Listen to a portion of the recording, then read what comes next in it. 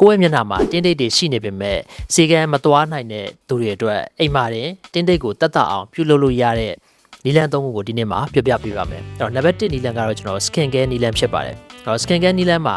အများကြီးရှောက်ပြီးတော့သုံးစရာမလိုဘူးကျွန်တော်အခြေခံ30ပဲကျွန်တော်သုံးဖို့လိုတယ်နံပါတ်1ကတော့မျက်နှာသစ်ဆေးပေါ့အဲ့မျက်နှာသစ်ဆေးထဲမှာတင်းတိတ်တွေရှိနေတဲ့အရေပြားရဲ့အပေါ်ယံအလွှာကိုခွာပေးနိုင်တဲ့အာနိသင်ရှိတဲ့ဒီ glycolic acid တို့ salicylic acid တို့ဒါတွေပါတဲ့ဒီလို acid တွေပါတဲ့မျက်နှာသစ်ဆေးမျိုးကျွန်တော်ရွေးချယ်ပေးရမယ်ဒါပေမဲ့ဒီ acid တွေကကျွန်တော်အပေါ်ယံအလွှာကိုခွာပေးတာဖြစ်တဲ့အတွက်အသားအယံခြောက်တဲ့သူတွေနောက် sensitive ဖြစ်ပြီးတော့မျက်နှာကနီတာဆက်တာရားတာအဖက်ဖက်လေးတွေကွာတာပူဆက်ဖြစ်တာဒီလိုမျိုးမကြာခဏခံစားရတဲ့သူတွေကတော့လောကသုံးလို့မရအောင်သူတို့ကတော့ဆရာအောင်နဲ့တိုင်ပင်ပြီးမှပဲပြုလုပ်တင်တယ်ကိုယ့်ရဲ့မျက်နှာက normal skin ဖြစ်တယ်သို့မဟုတ်အစီပြန်တဲ့အသားရည်ဖြစ်တယ်မျက်နှာအသားရည်ကလည်း barrier ကောင်းတယ်ခုနနီတာဆက်တာတွေခဏမဖြစ်ဘူးဆိုတဲ့သူတွေအနေနဲ့တင်းတိတ်ရှိရဆိုရင်အခုကျွန်တော်ပြောတဲ့ဒီ glycolic acid တို့ salicylic acid တို့ဒီလို acid ပါတဲ့မျက်နှာသစ်ဆေးကိုကျွန်တော်ရွေးချယ်ပြီးတော့သုံးပေးရမယ်ဒါပေမဲ့အစာပိုင်းမှာတော့ကျွန်တော်နေ့တိုင်းမသုံးဘဲနဲ့တစ်ရက်ခြားလောက်ပဲသုံးမယ်ဒါနောက်ကိုယ့်ရဲ့မျက်နှာခန္ဓာရည်ရှိပြီဆိုမှနေ့တိုင်းသုံးမယ်ပေါ့ဒါတော့မျက်နှာသစ်ဆေးအပိုင်းပေါ့အော်နောက်တစ်ခုကကျွန်တော် moisturizer အဆိုရထိန်းတဲ့ moisturizer မဖြစ်မနေသုံးပေးမယ်ဒီ moisturizer ဒီကျွန်တော်တို့မျက်နှာရဲ့အဆိုဓာတ်ကိုထိန်းပေးတာဖြစ်တဲ့အတွက် skin barrier အပေါ်ယံလွှာလေးကျန်းမာနေအောင်လို့တေချာထိန်းပေးနိုင်တယ်ဒီ skin barrier ကောင်းနေဆိုရင်လည်းကျွန်တော်တင်းနေတက်တာဖို့အတွက်အထောက်အကူဖြစ်စေတယ်နောက်နံပါတ်3ချက်ကတော့ကျွန်တော်အရေးအကြီးဆုံးဖြစ်တဲ့ sunscreen နေလောင်က sunscreen လိမ့်ပေးဖို့ဖြစ်တယ်နေ့ဘက်မှာနေလောင်က sunscreen ကိုလိမ့်မယ်အပြင်ထွက်တဲ့နေ့တွေဆိုရင်တော့နေလောင်က sunscreen ကို2နာရီ3နာရီလောက်ခြားပြီးတော့ခဏလိမ့်ပေးမယ်ဒီလိုလိမ့်တဲ့အခါမှာကျွန်တော်တို့ကတင်းတိတ်သမားတွေဒီtint sunscreen လို့ခေါ်တဲ့ makeup သားပါတဲ့နေလောင်ကမျိုးရွေးချယ်တင်တယ်သူ့မှာကျွန်တော် iron oxide ပါတဲ့အတွက်နေအောင်ကြီးမှတယ်မဟုတ်တခြားသောကျွန်တော်အိမ်ထဲမှာထွန်းထားတဲ့မီးသီးတွေမီးချောင်းတွေ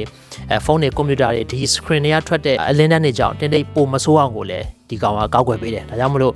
iron oxide ပါဝင်တဲ့ makeup သားပါဝင်တဲ့ tint sunscreen ကိုကျွန်တော်ရွေးချယ်တင်တယ်ဒါကတော့ကျွန်တော် skin care ပိုင်းပေါ့ပြန်ပြောမယ်ဆိုရင်မျက်နှာသစ်ဆေးသုံးမယ် moisturizer သုံးမယ်ပြီးတော့ sunscreen မဖြစ်မနေလိမ့်မယ်sunscreen ကတော့အရေးအကြီးဆုံးဖြစ်တယ်မျက်နှာသစ်ဆေးမှာခုန acid ပါတဲ့ကောင်တွေကိုကိုကအသားခြောက်တဲ့သူတွေဆိုရင်တော့ကိုယ်သဘောနဲ့ကိုမသုံးသေးဘူးဆရာအောင်နဲ့တက်မြင်ပြီးမှသုံးတင်တယ်ပေါ့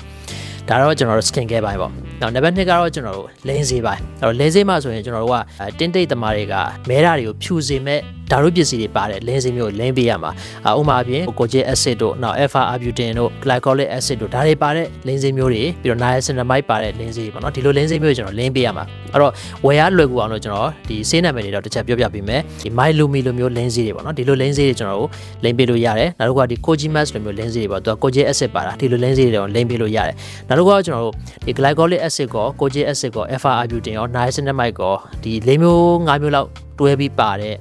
ကျွန်တော်တို့ Cogitin Ultra လိုမျိုးလင်းဆေးတွေကျွန်တော်လိမ့်ပေးလို့ရတယ်ဒီကောင်တွေကကျွန်တော်စလင်းချင်းမှာတနေ့ကိုတစ်ချိန်ပဲလိမ့်မယ်ညဘက်ပဲလိမ့်မယ်နောက်ပိုင်းကိုမျက်နှာခန္ဓာရည်ရှိပြီဆိုမှ2ချိန်တိုးပြီးလိမ့်မယ်ပေါ့တခုသတိထားမှာခုန Cogitin Ultra လိုမျိုးလင်းဆေးတွေ glycolic acid ပါတာဖြစ်တဲ့အတွက်ကိုယ့်ရဲ့မျက်နှာသစ်ဆေးထဲမှာလည်း glycolic acid တို့ salicylic acid တို့ acid တစ်မျိုးပါတယ်ဒါမျိုးဆိုရင်တော့ Cogitin Ultra လိမ့်မယ်ဆိုရင်တော့နည်းနည်းသတိထားရမယ်မျက်နှာကိုအရန်ခြောက်တာတို့အဖက်ကွာတာတို့နီတာဆက်တာဒါမျိုးတွေကျွန်တော်ဖြစ်တယ်လို့ဖြစ်ပါတယ်အဲ့တော့ဒါတော့ကျွန်တော်လင်းဆေးပိုင်းပေါ့နော်လင်းဆေးမှာဆိုခုနကျွန်တော်ပြောခဲ့တဲ့လင်းဆေး3မျိုးပေါ့နော်ဒီထက်